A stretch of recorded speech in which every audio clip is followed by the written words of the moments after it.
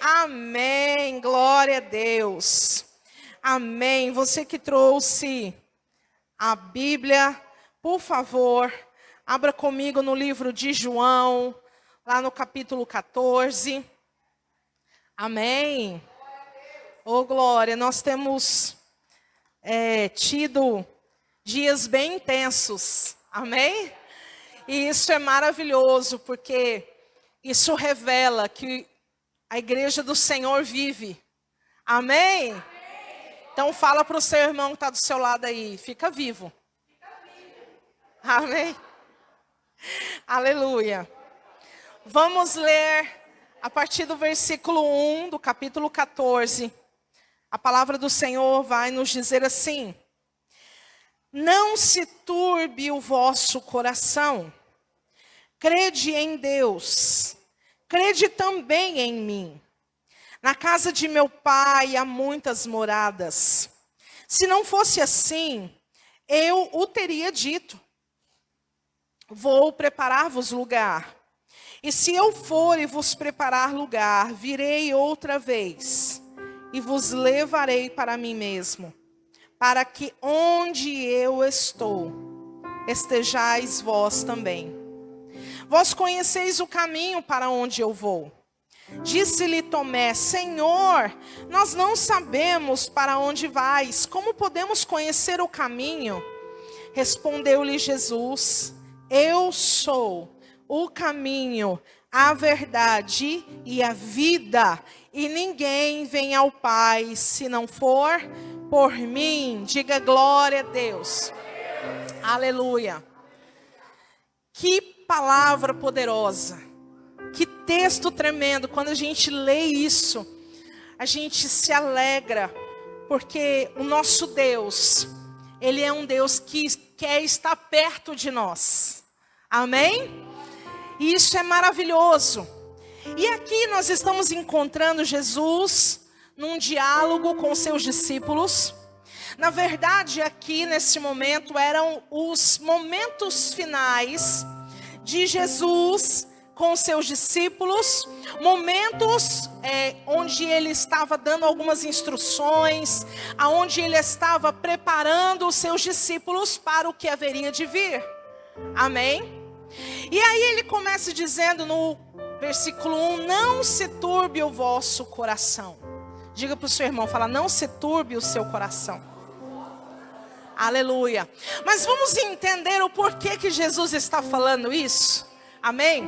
Vamos então contextualizar aqui para podermos entender por que Jesus está falando isso. No capítulo 13, se você voltar, nós vamos encontrar ali 3 episódios muito interessantes. 3 acontecimentos que marcaram aquele momento e fizeram com que Jesus declarasse essas palavras aos seus discípulos. Amém? O primeiro episódio é que Jesus decide fazer algo totalmente inusitado. Ele decide antes, no período da ceia, ele decide tirar a sua roupa ali principal, né? Porque os judeus tinham uma túnica, depois uma capa. Então ele decide ali tirar a sua roupa principal e ele pega uma bacia com água e uma toalha. Coloca a toalha nas suas pernas e começa ali a lavar os pés de cada um dos seus discípulos. E aquilo era algo inusitado, por quê? Porque este deveria ser um serviço feito pelo menor dos menores dos menores dos servos. Então, quando Jesus começa a ter aquela atitude, os discípulos ficam incomodados. Você consegue imaginar? Só para a gente poder entender. Vamos supor que domingo que vem o pastor está lá na porta. E ele está com um banquinho lá. E todo mundo que entra na igreja, ele começa a lavar os pés. Vai te causar um certo incômodo, né? Você vai ficar assim meio incomodado. Alguns não vão nem querer, porque vai falar, pastor, eu tenho chulé. Pastor, deixa eu passar batido.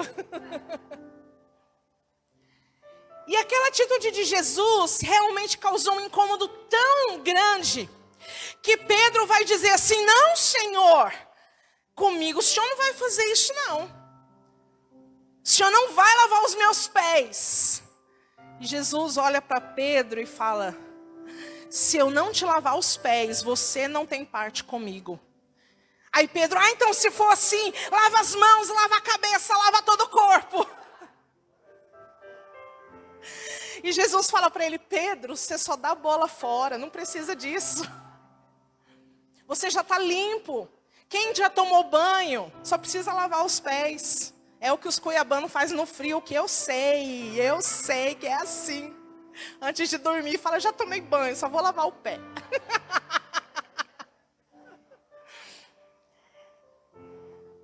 E ali Jesus vai falar algo tremendo. Ele vai dizer, no capítulo 13, no versículo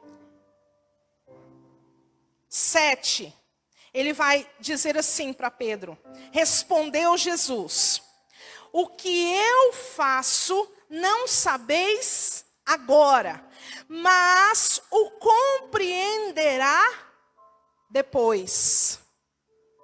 Tem pessoas que estão vivendo uma fase na sua vida, exatamente dentro desse versículo 7. Tem coisas acontecendo na sua vida que você não está entendendo nada. Tem coisas que aparecem diante de você e você fala: meu Deus, por que que isso está acontecendo comigo justo agora? E o Senhor te trouxe aqui nessa noite para te dizer: meu filho, fica tranquilo, não se turbe o vosso coração, porque o que eu estou fazendo na sua vida você não sabe agora, mas quando chegar lá na frente, você vai ter a visão clara de todas as coisas. Oh glória! Aleluia! E aí, no versículo 12, ele vai dizer assim: tendo terminado de lavar os pés, Jesus retornou as suas vestes, voltou à mesa e perguntou para os discípulos: vocês entenderam o que eu fiz? O que não está sendo compreendido é porque a obra de Deus ainda não terminou. Ainda há um processo, há uma caminhada. Então, Jesus está dizendo para você: eu ainda não terminei. Sabe aquela história do artista, quando ele vai pintar um quadro? Ele fica mostrando para todo mundo o quadro, só depois que ele termina a obra-prima e assina com o nome dele, para dizer que foi ele quem fez. É que o quadro vai para uma exposição. Amém? Assim também é na sua vida. Se Deus ainda não deu a assinatura final dele nesse negócio que você está vivendo, nessa situação que se apresentou diante de você, é porque ele ainda não terminou. Pastora, mas não tem jeito, ele ainda não terminou. Pastora, mas não tem saída, ele ainda não terminou. Pastora, esse plano não muda. É porque Deus ainda não terminou. Porque quando ele terminar, ele vai olhar para você e vai dizer: e aí, filha? Está entendendo agora? E aí, meu filho? Você conseguiu compreender o que eu fiz? Como eu conduzi todas as coisas na sua vida? Amém? Aleluia! E aí então ele vai fazer essa pergunta aos discípulos. E no versículo 15 ele vai dizer o porquê que ele fez aquilo. E ele vai dizer: eu vos dei o exemplo para que façais o que eu fiz. Amém? Não existe nada na sua vida que Jesus não te peça para fazer que ele não tenha feito primeiro. Se ele te pedir para perdoar, é porque ele perdoou. Se ele te pediu para prosseguir, é porque ele prosseguiu mesmo em meio às lutas. Se ele está te pedindo para confiar, é porque ele confiou no Pai. Se ele está te pedindo para obedecer, é porque ele aprendeu pela obediência. Então tudo o que ele te pede para fazer, ele foi o exemplo primeiro. E Ele está te dizendo, eu fui o exemplo para te dizer que você é capaz, que você pode fazer isso, que eu te capacito a fazer isso, aleluia. Então a partir de hoje não diga mais assim, Deus, eu não vou fazer isso porque eu não consigo, eu não dou conta, é difícil demais para mim, porque Jesus está dizendo, eu te dei o exemplo, e eu estou te pedindo algo que eu fiz primeiro. Aleluia. Glória a Jesus. Então não dê mais desculpas para Deus. Porque as tuas desculpas para Deus, Jesus olha e faz.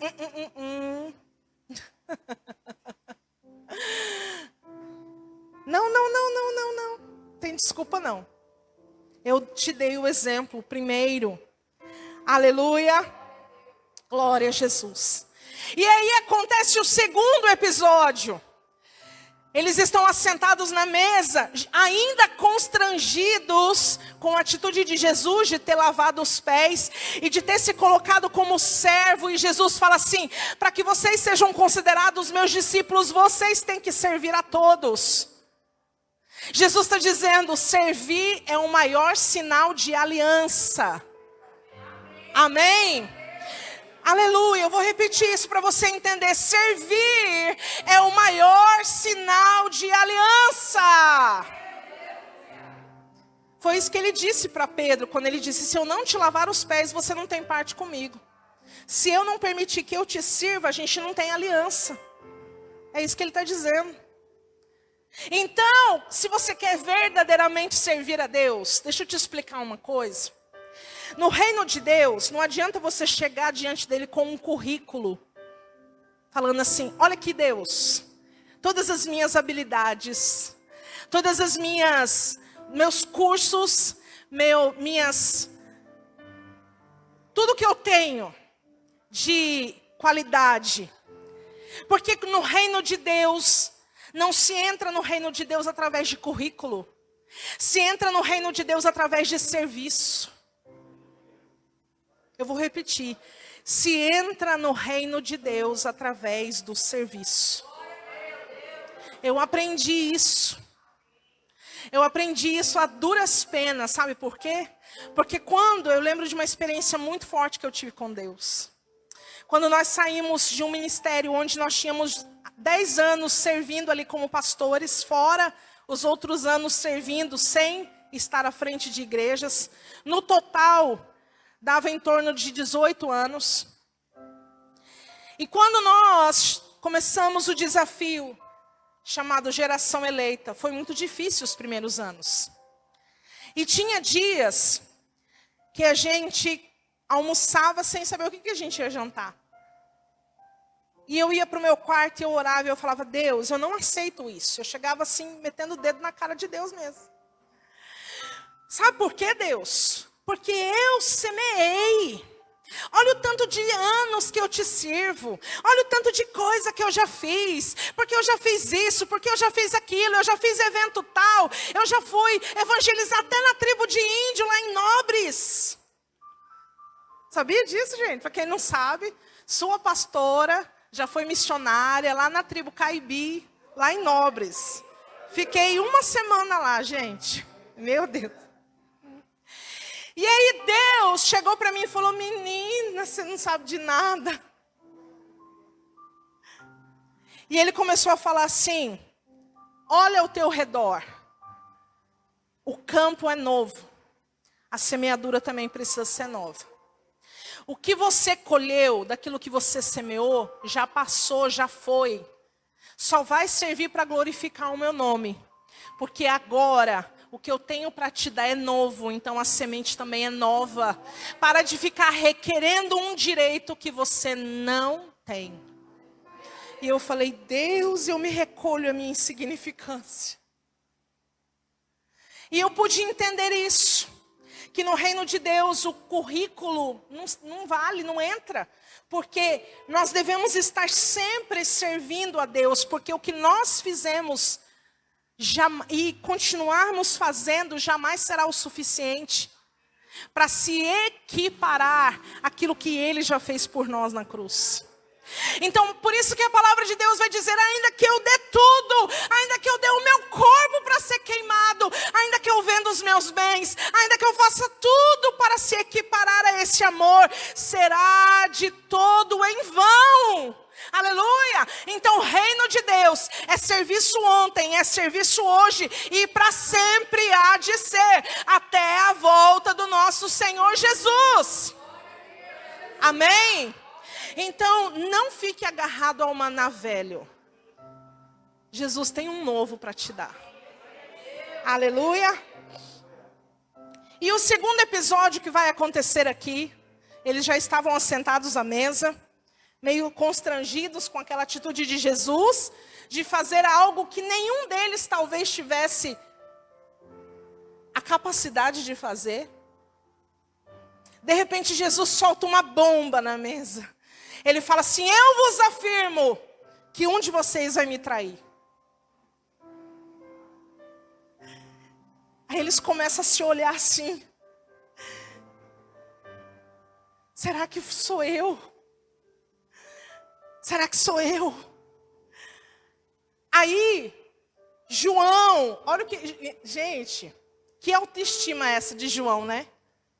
João vai falar acerca dele mesmo. O discípulo que Jesus amava estava recostado com a cabeça no seu peito. Para quem não entendeu, eu vou explicar. João que escreveu. E ele está dizendo acerca dele mesmo que ele era o discípulo mais amado de todos. Então ele vai dizer, o discípulo a quem Jesus amava, que no caso era ele só não queria colocar o nome, né? Aí Pedro vai fazer um sinal para João e falar assim, ei, pergunta aí para o mestre, para ele jogar na roda aqui, quem que é esse que vai trair ele? Aí João pergunta, mestre, quem é esse? Jesus dá uma senha. Ele fala, para aquele quem eu der o pão molhado. Aí, ele pega o pão e dá para Judas. Nesse momento eu percebo que só João, ele pega o fio da meada, mas ele fica na dele. Tipo assim, eu que não vou fazer escândalo aqui. Né? Aí, olha só o que vai dizer a palavra de Deus. No versículo 27. Assim que Judas tomou o pão, entrou nele Satanás. E disse-lhe Jesus, o que estás prestes a fazer, faze-o depressa. Sabe o que eu aprendo com isso? Que a presença de Jesus, através da ceia, ela revela não somente a intenção do nosso coração, mas se não houver arrependimento, se abre brecha para Satanás entrar. Diga misericórdia. Se você não compreendeu ainda, eu vou te explicar. Naquele momento, Judas ficou possesso, endemoniado, mas ele ficou normalzinho, gente. Ele não ficou espumando pela boca, ele não ficou se retorcendo, ele não ficou nada. Mas ele estava, ó, endemoniado, totalmente possesso. Aonde? Na mesa da Santa Ceia. Meu Deus. O restante dos discípulos não entende nada. Jesus fala, ó, já que você tem que fazer isso, vai logo e faz. Os outros discípulos pensaram, Judas vai comprar alguma coisa que deve estar faltando. Porque ele era o que ficava segurando a bolsa, né? Mas ele foi para entregar Jesus. E aí o que vai acontecer? O clima fica pesado. Você consegue se imaginar nessa situação? O clima altamente pesado. Aí, de repente, acontece o terceiro episódio. Os discípulos ainda nem tinham se recuperado da bomba que Jesus soltou. De repente, ele solta outra bomba. Qual que é a bomba? Ele prediz que Pedro vai trair, que vai negar ele. Vamos ler do versículo 36 ao 38 do capítulo 13, que diz: Perguntou-lhe Simão Pedro: Senhor, para onde vais? Respondeu Jesus: para onde eu vou, não podeis seguir-me agora, mas mais tarde, porém, me seguirás. Pedro perguntou: Senhor, por que não posso te seguir agora? Por ti eu te darei a vida. Aí, versículo 38, Jesus respondeu: tu darás a tua vida por mim? Ah, Pedro, conta outra história. Em verdade te digo que de modo algum cantará o galo antes que me negue 3 vezes. Uau! Imagina o clima tenebroso que ficou aqui, gente. A primeira bomba que Jesus soltou, ele não disse quem era. Só João que meio que pescou ali. Mas agora estava escancarado para todos os discípulos que Pedro ia negar Jesus 3 vezes.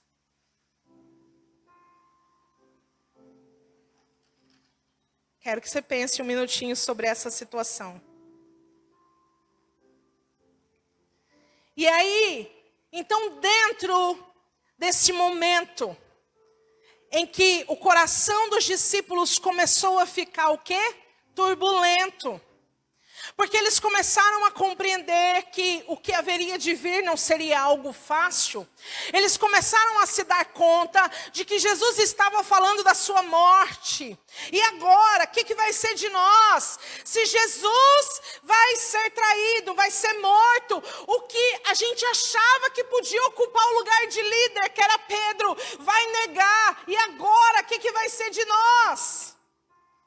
Estava então aquele climão, aí de repente Jesus vem com a palavra do versículo 1 do capítulo 14. Não se turbe o vosso coração. Crede em Deus e crede também em mim.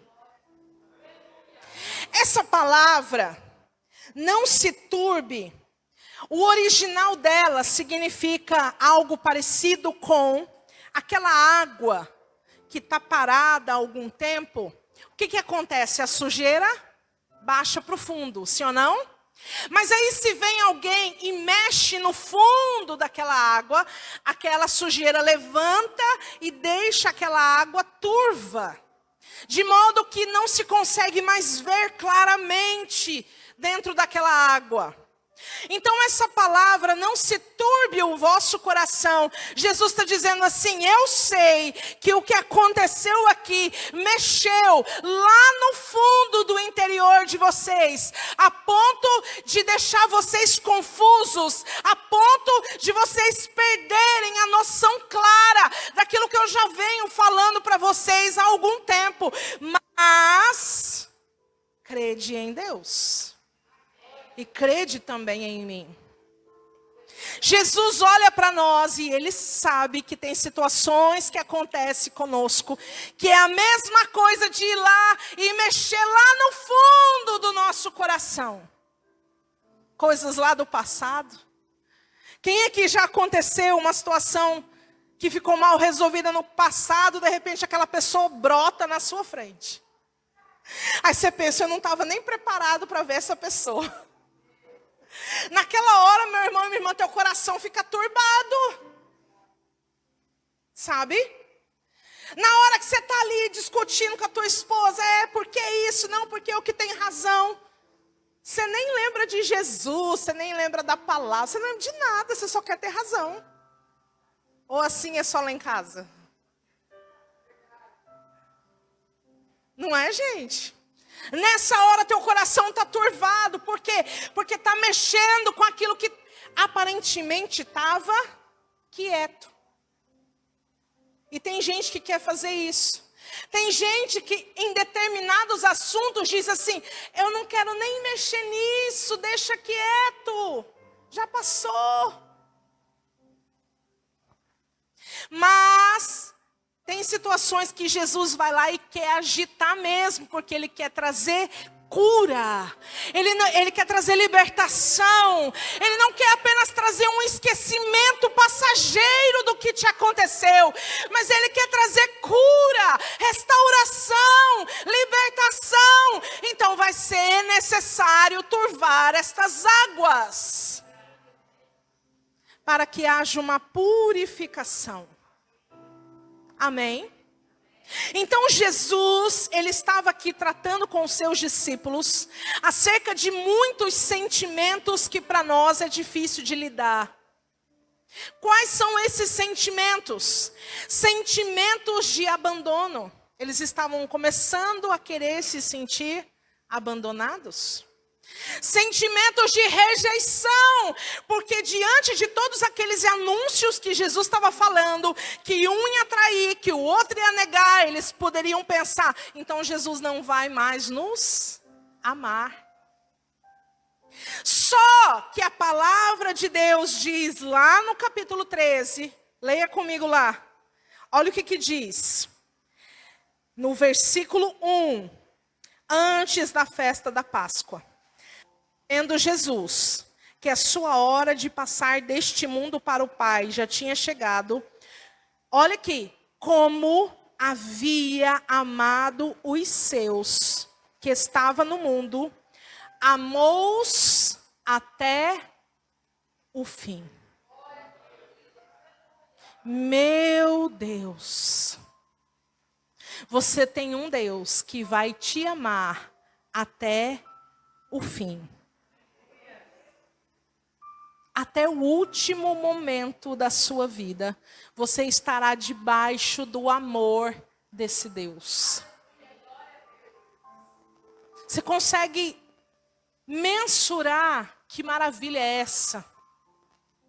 Não importa o que você faça, não importa o quanto você se afaste dele, ele vai continuar te amando, porém, ele te ama tanto que ele jamais vai querer que você permaneça como você está. Ele jamais vai querer que você continue a andar pelos caminhos que você tem andado. Ele quer te atrair com laços de amor. Amém? Então Jesus estava ali, trabalhando com seus discípulos, acerca desses muitos sentimentos que a gente não quer nem ouvir falar. Sentimentos de frustração. Sentimentos de decepção. Que até então, existia no coração dos discípulos a expectativa de que Jesus ia libertar eles do governo romano. Sabia disso? Mas o reino de Jesus não era deste mundo. Não se tratava de coisas deste mundo. E os discípulos precisavam aprender sobre isso. Glória a Deus. E aí é por isso que ele vai dizer, na casa do meu pai há muitas moradas. Jesus está falando para eles, olha, vocês não precisam ficar preocupados, achando que vocês vão ser abandonados, achando que vocês serão rejeitados, achando que as expectativas de vocês estarão frustradas, porque o que espera por vocês é algo muito, infinitamente melhor e maior. E ele está dizendo assim, ó, existe lugar para você. Você consegue compreender que Jesus está falando no seu coração nessa noite? Que você não é um qualquer um perdido, com a sua vida à deriva. Não, ele está dizendo, você pertence a mim e o seu lugar é na minha presença. Amém? Então, na casa de meu pai há muitas moradas. Isso fala de habitação. Diga assim comigo, a minha habitação é o meu pai. Amém? Glória a Deus. Jesus amado. Xerebalabalassuri ereclataramahais. Fecha os teus olhos. Há pessoas que estão aqui nessa noite debaixo de um jugo terrível de Satanás. Porque elas pensam que Deus vai rejeitar elas. Que não há lugar para elas na presença do Pai. Mas o Senhor te trouxe aqui hoje para te dizer que você pertence a Ele. E que Ele é o teu lugar. Não dê mais ouvidos a essas acusações do inimigo. Porque Satanás só quer te destruir. Mas maior é aquele que te resgata das mãos do diabo. Em nome de Jesus. Amém? Glória a Deus. Então, Jesus está falando aqui sobre habitação. Mas será então que essa habitação é o céu? É o que a gente costuma pensar. Eu vou dar um nó um pouquinho na sua cabeça, mas depois a gente desembola, tá? Combinado? Tá. Muitas pessoas veem esse texto, logo imaginam que Jesus está falando do céu. Que Ele vai vir para nos buscar e nos levar para o céu. Mas não é sobre isso que Jesus está dizendo. Não é sobre isso que Ele está falando. Por quê, amados? Porque em lugar nenhum na Bíblia você encontra dizendo que nós vamos morar no céu. Você sabia disso? Pastora, como assim? Verdade. A Bíblia fala que nós reinaremos com Jesus na terra. Amém? Glória a Deus. Mas a palavra de Deus, ela traz um comparativo de que o próprio Deus é essa habitação. Por exemplo, o Salmo 91. Vamos ler lá no Salmo 91, por favor. Abra comigo a Bíblia, no livro de Salmo, no capítulo 91. Glória a Deus, aleluia, Jesus.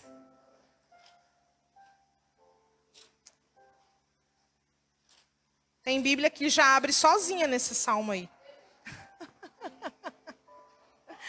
A partir do verso 1 vai dizer: aquele que habita no esconderijo do Altíssimo, a sombra do Onipotente descansará. Direi do Senhor, Ele é o meu refúgio, a minha fortaleza, o meu Deus em quem confio. Certamente te livrará do laço do passarinheiro e da peste perniciosa. Ele te cobrirá com suas penas e debaixo das suas asas estará seguro. A sua fidelidade será o teu escudo protetor. Não temerás o terror noturno, nem a seta que voa de dia, nem a peste que anda na escuridão, e nem a praga que destrói ao meio-dia. 1000 cairão ao teu lado, 10.000 à tua direita, mas tu não serás atingido. Somente com os teus olhos olharás e verás a recompensa dos ímpios. Se fizeres do Senhor o teu refúgio e do Altíssimo a tua habitação. Amém? Glória a Deus. Isso significa que Deus é uma pessoa, mas esta pessoa também é o nosso lugar. Também deve ser a nossa habitação. Diga comigo, glória a Deus. Agora abra a palavra do Senhor lá em João, no capítulo 2. Ô, glória, que deu corda em mim aqui agora. Nós vamos... João, capítulo 2. A palavra de Deus vai dizer, a partir do versículo 16, assim. Amém? Todos acharam? E disse aos que vendiam pombas: tirai daqui estas coisas, como ousais transformar a casa de meu pai em mercado? Então preste atenção nessa frase, porque Jesus lá em João 14, ele está dizendo na casa do meu pai. E aqui também ele está dizendo a casa do meu Pai. Vamos continuar lendo. Seus discípulos lembraram-se do que está escrito: o zelo da tua casa me consumirá. Então os judeus perguntaram: que sinal miraculoso nos mostra para nos provar que tens autoridade para fazer isso? Respondeu-lhes Jesus: destruirei este templo e em 3 dias o levantarei de novo. Disseram os judeus: em 46 anos foi edificado este templo, e tu o levantarás em 3 dias? Versículo 21. Ele, porém, falava do templo do seu corpo. Quando Jesus ressuscitou dos mortos, os seus discípulos lembraram-se do que ele dissera. Então creram na Escritura e nas palavras que Jesus tinha dito. Diga glória a Deus. O que essa palavra nos mostra? Jesus fazendo uma comparação. Que a casa do Pai, naquele momento, antes da sua morte e ressurreição, era considerada aquele templo, aonde as pessoas iam ali fazer o seu sacrifício, entregar a sua adoração. Mas ele então, naquele momento, ele vai dizer a todos aqueles que estavam ali: esse templo vai deixar de ser habitação, porque eu em 3 dias vou derrubar e vou levantar um novo. E aí os judeus vão dizer: mas como? Tu está pensando que tu é quem? Esse templo demorou 46 anos para ficar erguido. E Jesus estava falando acerca do seu próprio corpo. Por quê? Porque a partir do momento que ele morre e que ele ressuscita, todo aquele que crê nisso passa a se tornar corpo de Cristo. E aí então o Espírito de Deus vem e habita em nós. Aleluia! Então o seu lugar seguro é estar conectado ao corpo de Cristo. Porque ao corpo de Cristo existe um que se responsabiliza, que é o cabeça, que é Cristo. Aleluia! Então não existe esse negócio de que eu sou a igreja, não. Eu só sou porque nós somos. Eu sozinha sou só um membro do corpo, mas para que eu seja corpo, esse membro precisa estar conectado ao corpo. Aleluia! Então o que Jesus está dizendo lá no capítulo 14, acerca de uma morada, não é o céu. Somos eu e você. Sabe por quê? Pastora, como assim? Vai comigo lá no capítulo 14 agora. Agora nós vamos desembolar. Presta atenção, gente.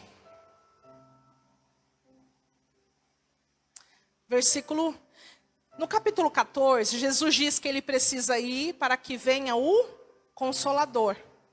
E esse Consolador é o que vai nos ensinar todas as coisas. Aí no versículo 23, ele vai dizer assim, ó: se alguém me amar, guardará a minha palavra. Meu Pai o amará, e viremos para ele, e nele faremos o quê? Morada. A mesma morada que ele está dizendo lá no começo do capítulo 14. Ele está dizendo: na casa de meu pai há muitas moradas. Ou seja, na presença do meu pai tem lugar para todo mundo. Aí ele vai dizer assim: se não fosse assim eu já teria dito para vocês. Mas como há lugar, então eu estou indo para preparar o lugar. De que jeito? Eu estou indo para que o Espírito Santo venha e ensine a vocês todas as coisas. É por isso que a palavra de Deus vai dizer em 1 Tessalonicenses capítulo 5, versículo 19: não apagueis o Espírito de Deus. Nós precisamos dele, não fazemos nada sem ele, dependemos dele para todas as coisas. Não apagueis o Espírito Santo de Deus. Aleluia, ele está te moldando para que você se torne a morada do Altíssimo. Ele está trabalhando no seu coração. Ele está mexendo aqui, mexendo ali. Ele está te conduzindo. Ele está te moldando do jeito certo. Para que quando a presença de Deus vier, ache lugar de habitação em você. E para nós encerrarmos, você vai compreender que é isso que o avivamento vai produzir em nós. Domingo passado, o pastor Valdir pregou uma palavra poderosíssima. O caminho que nos leva ao avivamento. Mas você sabe o que é avivamento? Avivamento é quando Deus vier com o seu Espírito. Então, depois daqueles dias, derramarei o meu Espírito sobre toda a carne. Aleluia. Para a gente poder encerrar, abra comigo. Apocalipse, capítulo 21. Oh, glória a Deus. Aleluia. Você está entendendo que as tribulações momentâneas não se compararão com a glória que há de vir? É normal o teu coração ficar perturbado. Só que você não pode permitir que ele permaneça perturbado. O que vai te livrar do teu coração permanecer perturbado é você crer em Deus e crer em Jesus Cristo, que é o autor e consumador da nossa fé. Apocalipse, capítulo 21. Para você fazer o fechamento de tudo isso que eu falei. Presta atenção nessas palavras. Porque ela vai te revelar tudo o que eu acabei de ministrar aqui nessa noite. No versículo 3 do capítulo 21 vai dizer assim: E ouvi uma grande voz vinda do trono que dizia: Agora o tabernáculo de Deus está com os homens. Deus habitará com eles. Eles serão o seu povo. E o próprio Deus estará com eles e será o seu Deus. E Deus enxugará dos seus olhos toda lágrima. Não haverá mais morte, nem pranto, nem clamor, nem dor, pois já as primeiras coisas são passadas. E o que estava sentado no trono disse: Faço novas todas as coisas. E disse-me: Escreve, pois, estas palavras, pois são verdadeiras e fiéis. E me disse mais: Está cumprido. Ou seja, está terminado. Lembra do que nós falamos acerca da obra, quando ela termina? É isso que Jesus vai declarar. Eu sou o Alfa e o Ômega, o princípio e o fim. Quem tiver sede, de graça, de graça, de graça. É por isso que ele se irritou tanto com aqueles vendilhões do templo. Porque o que Deus dá é de graça. De graça lhe darei da fonte da água da vida. Quem vencer, herdará todas as coisas.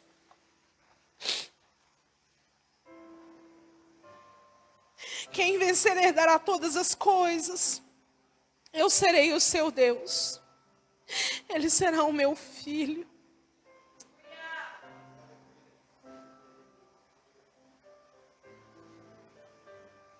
Jesus não está pedindo para você ser perfeito. Ele está pedindo só para você vencer. E não é no seu nome, é no nome dele. É porque ele te foi o exemplo, é que você pode.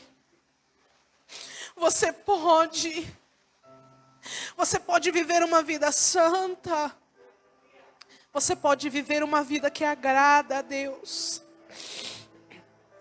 Versículo 8. Quanto porém aos medrosos, aos incrédulos, aos abomináveis, aos homicidas, aos adúlteros, aos feiticeiros, aos idólatras e a todos os mentirosos, a sua parte será no lago que arde com fogo e enxofre, que é a segunda morte. Diga assim comigo: misericórdia.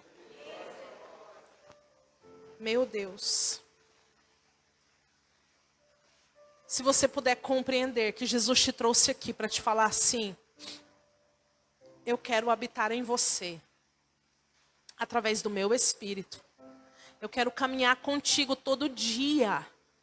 Eu não quero só te visitar. Sabe aquela visita importante que você arruma toda a casa para receber? Jesus quer fazer parte da tua intimidade. Do guarda-roupa bagunçado, da cama que ficou sem fazer, da louça que está lá na pia. Como assim, pastora? Ele quer ter acesso a tudo que precisa organizar na sua vida. Entende? Porque Ele quer fazer de você a habitação eterna do Deus Altíssimo.